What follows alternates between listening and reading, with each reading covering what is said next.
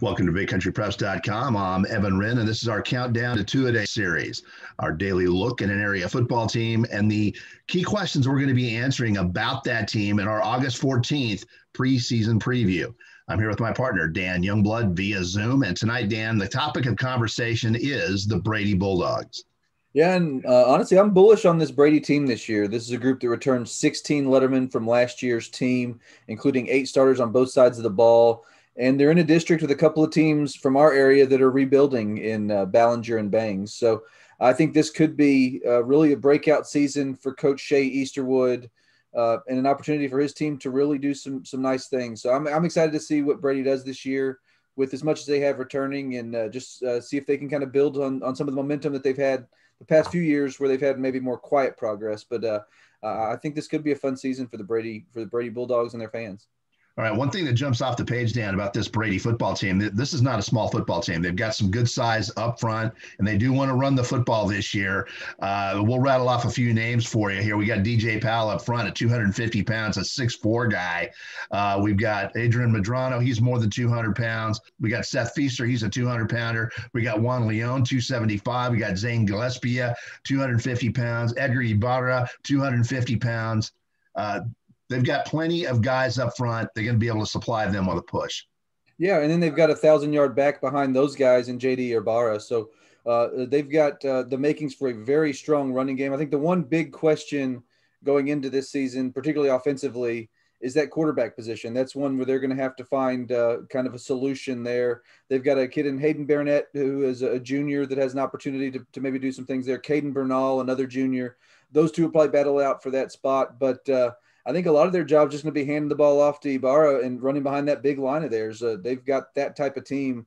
And you mentioned the size, and they're not just guys who are big. A lot of these guys have done some really nice things for them the past several years. You talk about DJ Powell in particular. I mean, he's a guy who's a state track athlete and a really quality offensive lineman. So it's going to be fun, I think, to see what this team's able to do offensively. I think this could be the best offensive season that they've had under Easterwood if they can kind of figure out that quarterback position and then kind of figure out who maybe going to be some of those receiving threats. But you got to like where they start with the up front and in the backfield.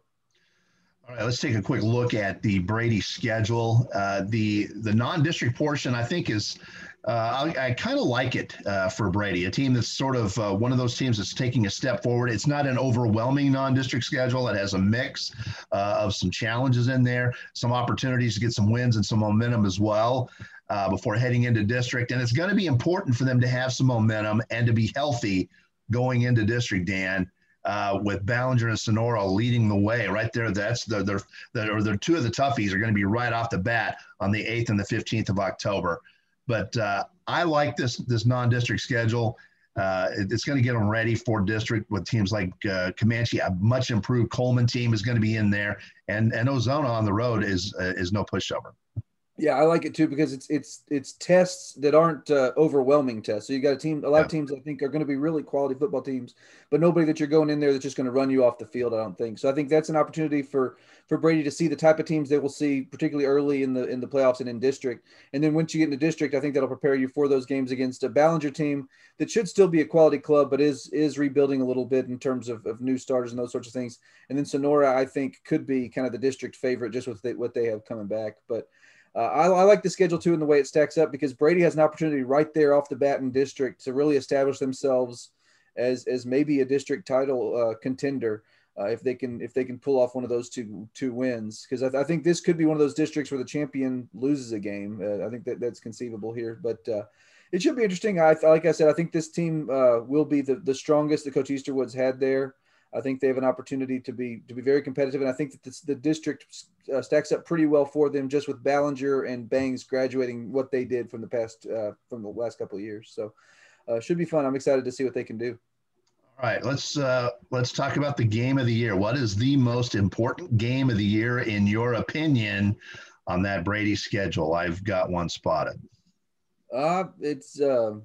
That's a tough one because I don't know how good Ballinger and Bangs are going to be this year. That's the thing is I think both those teams will be solid, but I don't think any will be overwhelming. I'll go ahead and put that Ballinger game right off the bat because I think if they can win that Ballinger game, I think it sets the stage for them to maybe be the surprise of that district.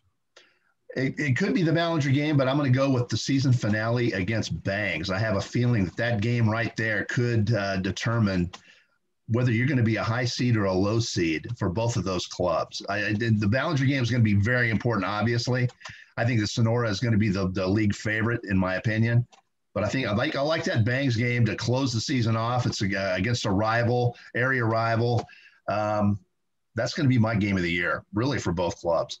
Yeah, and I can see that too. I mean, that's a game that could well be for that third and fourth seed, and if it is, you don't want to end up playing. It could be a 3 or a 2. Also, that's my thinking. Yeah. That's the things. I think this district could be wide open. I think that I mean, you with what Ballinger and Bangs have lost, I think you expect them to maybe take a little bit of a step backward. But this district is such that they can still compete there. And then I think with what Brady returns, I think that makes them it gives them an opportunity to maybe be a surprise. And then obviously Sonora's there too. So I think this could be I think those are your 4 playoff teams, but the order I think could go anyway. I think this district is wide open, really. I think that Sonora is going to be a slight favorite, obviously, but really the top 4 in this league, I mean, anything can really happen. So it should be a fun district to watch overall. Yeah, I agree. And I think this could be an opportunity for Brady to have their first kind of breakout season under Coach Shea Easterwood. I think they've kind of made, like I said, quiet progress to this point, gotten more and more competitive over the years. I think this may be their opportunity to really, get that winning record. And maybe if things work out right, to even compete at the top of that district. So like you said, should be a fun district race and should be a fun season to follow for the Brady Bulldogs. All right, that's just about going to wrap things up for tonight's episode of the Countdown to Two-A-Day series, the Brady Bulldogs. But we want to remind you that on Saturday, August the 14th, we're going to have our Big Country Preps preseason preview. That's going to come out. We're going to answer all the questions about Brady and all the other teams in the entire area in the most accurate, most thorough preseason preview from any media source in the entire area. Nobody's going to beat us. In the meantime, thank you for checking out this episode of our Countdown to Two-A-Day series, and make sure you join us again tomorrow, and we will be featuring the Coahoma Bulldogs here at BigCountryPreps.com.